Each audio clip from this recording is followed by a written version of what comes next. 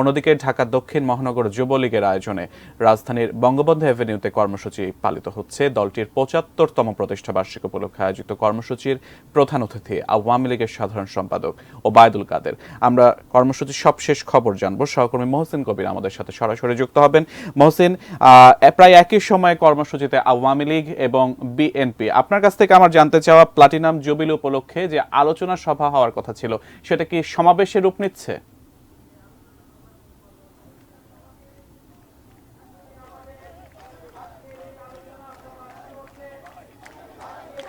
সিয়াম জানেন যে আওয়ামী লীগের ঢাকা মহানগর দক্ষিণের উদ্যোগে আজকের এই বঙ্গবন্ধু এভিনিউ আওয়ামী লীগের কেন্দ্রীয় কার্যালয়ের সামনে জনসভার আয়োজন করা হয়েছে। এটি মূলত আওয়ামী লীগের যে প্লাটিনাম জয়ন্তী পালন করছে আওয়ামী লীগ ৭৫ বছরের যে সেজন্য এই আলোচনা সভার আয়োজন করা হয়েছে। তবে আলোচনা সভায় ইতিমধ্যেই নেতাকর্মীরা আসতে শুরু করেছেন। ঢাকা মহানগর দক্ষিণ শাখা যেহেতু এটি আয়োজন করেছে, ঢাকা মহানগর দক্ষিণ শাখার বিভিন্ন যে সকল শাখা রয়েছে, যে সকল থানা সংগঠন রয়েছে, ওয়ার্ড শাখা রয়েছে, সেই সকল শাখা থেকে নেতাকর্মীরা মিছিল নিয়ে এই বঙ্গবন্ধু এভিনিউয়ের যে কেন্দ্রীয় কার্যালয় সেখানে তারা জড়ো হচ্ছেন। আমরা যদি একটু দেখাই যে ইতিমধ্যেই বিপুল সংখ্যক নেতাকর্মী তারা এখানে আসতে শুরু করেছেন। এই যে বঙ্গবন্ধু এভিনিউয়ের কেন্দ্রীয় কার্যালয়ের সামনে যে সড়কটি রয়েছে সেই সড়কে এখানে মঞ্চ করা হয়েছে।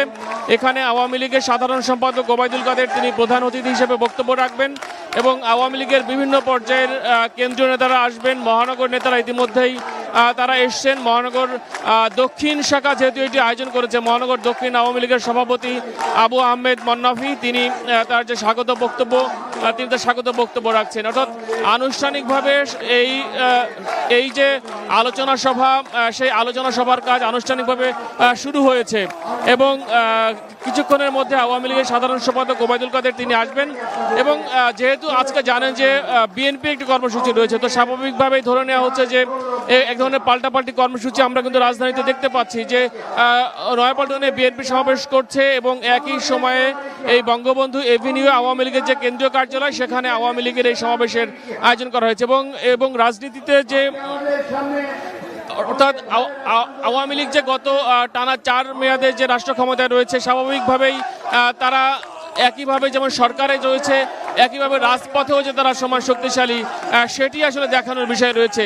আর জানেন যে বিরোধী দল যেহেতু আন্দোলন করছে, তারা সমাবেশ করছে, সেজন্য অন্যান্য সময় দেখেছি যে আমরা গত অন্তত 1 থেকে 1.5 বছর ধরে দেখছি যে যখন বিরোধী দল কোনো আন্দোলন দেয় কিংবা রাজপথে কোনো কর্মসূচি দেয়, পাল্টাপাল্টি একই সঙ্গে কিন্তু সরকারি দল আওয়ামী লীগও সেই ধরনের কর্মসূচি পালন করে। তবে নির্বাচনের আগে থেকে এখন পর্যন্ত, অর্থাৎ এই যে নির্বাচন 6 মাসের পার হয়ে গেছে, তো এই সময়ের মধ্যে অনেকগুলো সমাবেশ রাজধানীতে হয়েছে, পাল্টাপাল্টি কর্মসূচি হয়েছে, তবে কখন আসলে সংঘর্ষ কিংবা যে সংঘাতের কোনো ঘটনা ঘটে, অর্থাৎ শান্তিপূর্ণভাবেই দুপক্ষই ঠিকঠাক তাদের সমাবেশ করেছে। তো আজকেও সবাই আশা করছে যে আজকের যে সমাবেশ, যে দুপক্ষ অর্থাৎ রাজধানীতে বড় দুটি দলের যে সমাবেশ হচ্ছে এই সমাবেশ দুটি শান্তিপূর্ণভাবে শেষ হবে তেমন সবাই আশা করছেন। এখন আসলে সবাই এখানে অপেক্ষা করছেন যে আওয়ামী লীগের কেন্দ্রীয় নেতারা কি বক্তব্য রাখেন, কি ধরনের তারা নেতাকর্মীদেরকে নির্দেশনা দেন, সেই জন্য আসলে সবাই অপেক্ষা করছেন এবং সবাই আসলে শুনতে চান যে আওয়ামী লীগ সাধারণ সম্পাদক ওবায়দুল কাদের প্রধান অতিথি হিসেবে তিনি কি বক্তব্য রাখেন, সেজন্য সব নেতাকর্মীরা অপেক্ষা করছেন। সিয়াম।